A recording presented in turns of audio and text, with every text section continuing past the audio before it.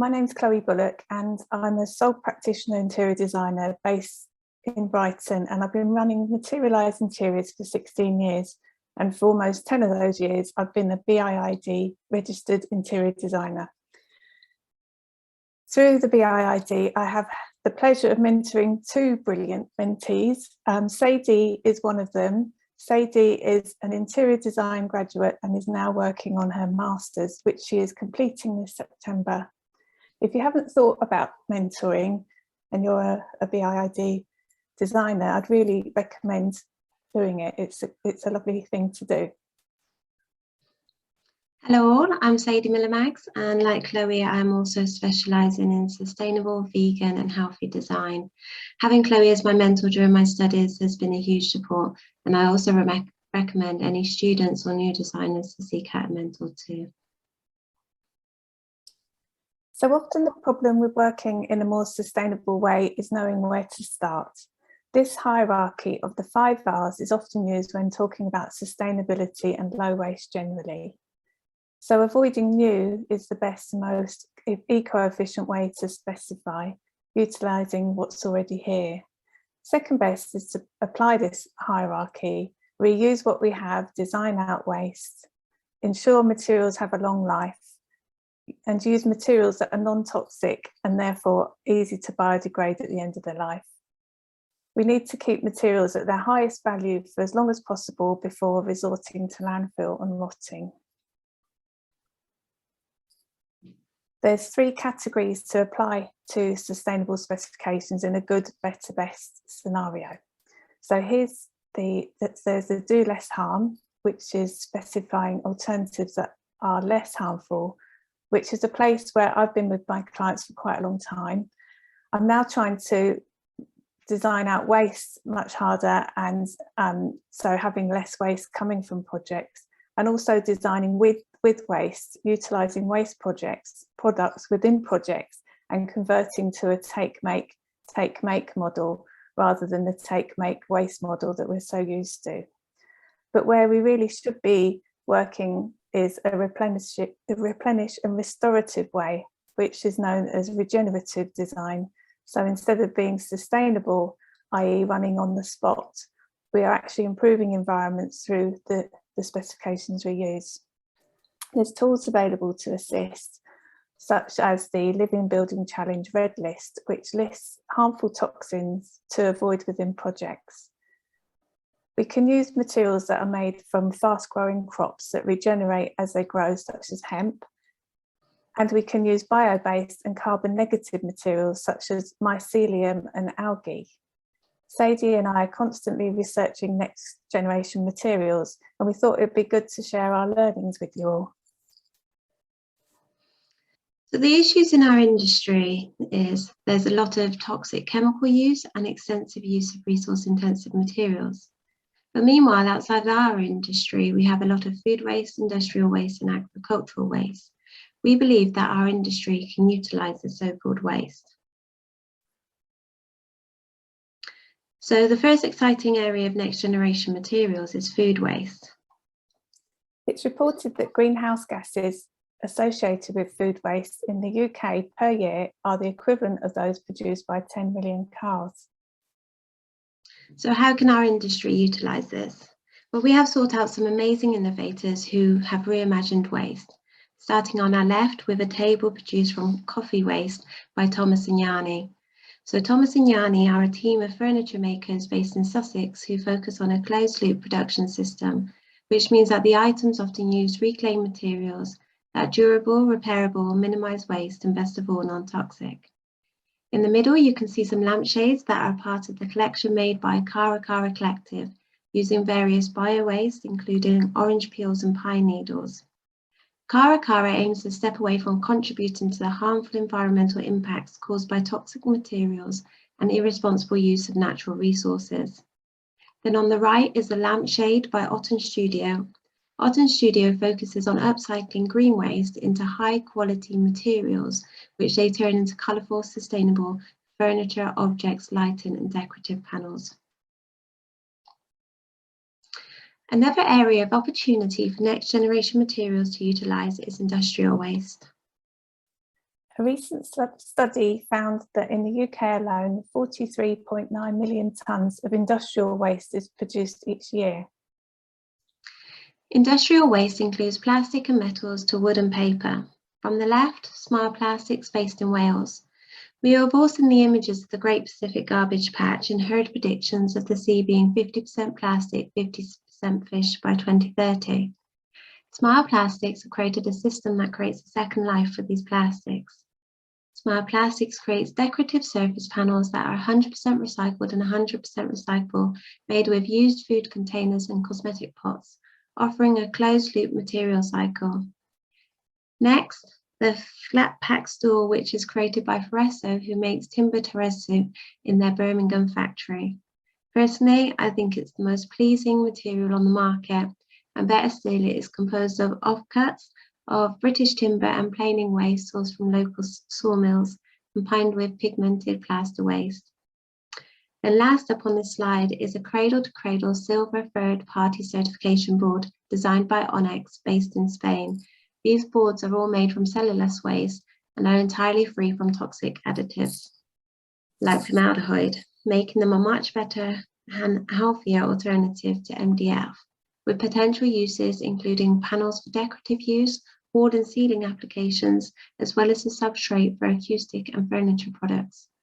Onyx is also planning on setting up manufacturing facilities right next to landfills.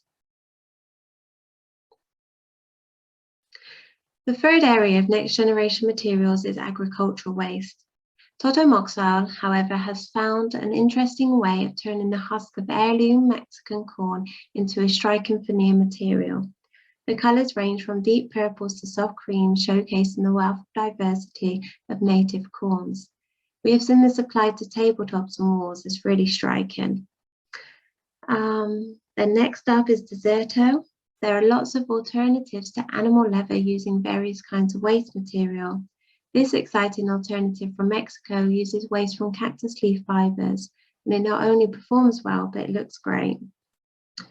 And lastly, eco boards, which are based in the Netherlands. Eco boards use agricultural cereal fibre waste, such as wheat, without using any formaldehyde to bond the fibres, so therefore no harmful emissions.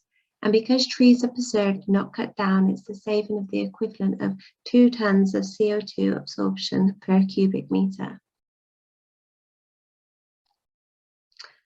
Another example of waste material use in next generation materials is recycled content. Only 9% of all waste ever produced has been recycled. About 12% has been incinerated, while the rest, 79%, has accumulated in landfills, dumps, or in the natural environment. So it goes without saying, specifying materials and products designed with recycled content is hugely important.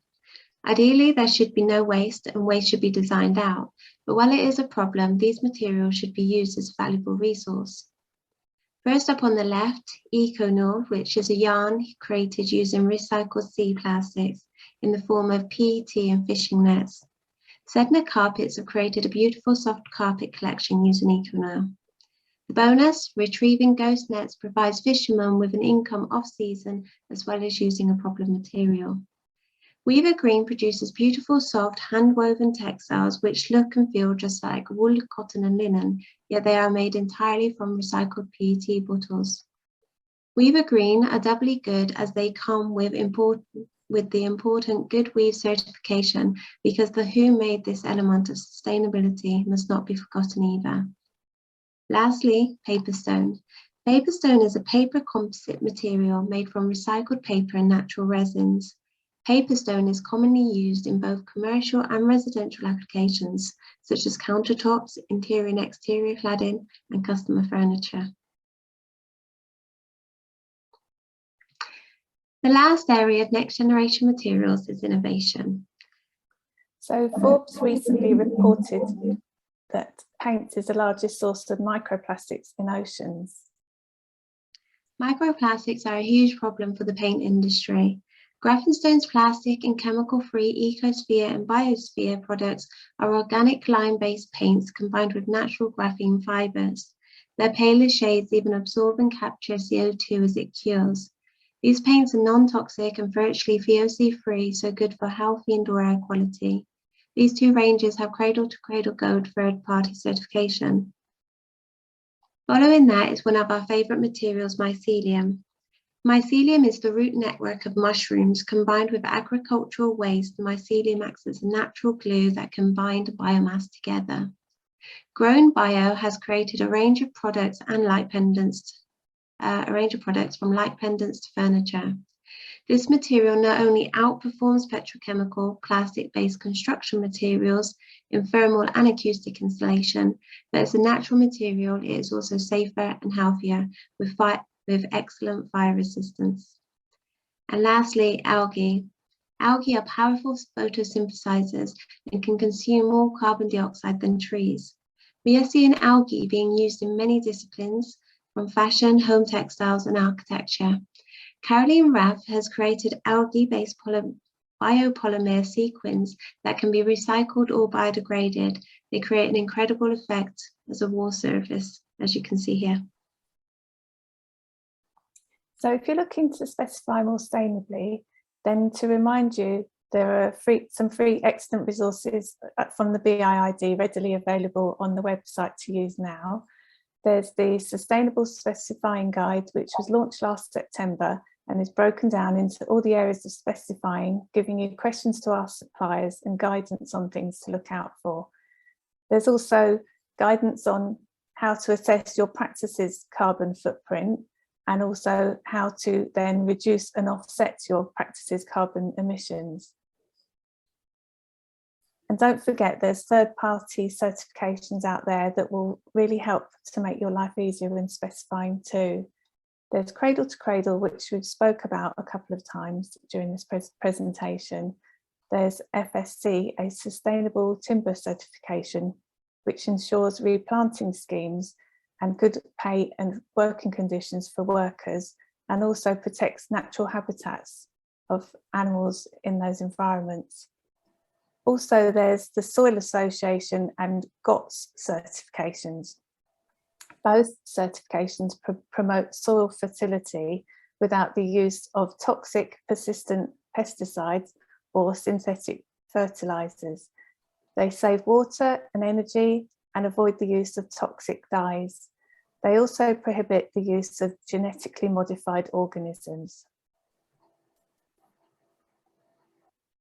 Imagine if the 20,000 interior designers that the BIID estimates there are in the UK were to incorporate these 4 steps into how they work. Step 1, to not strip out everything in this space, reuse some of it and ensure careful reuse and recycling of the rest.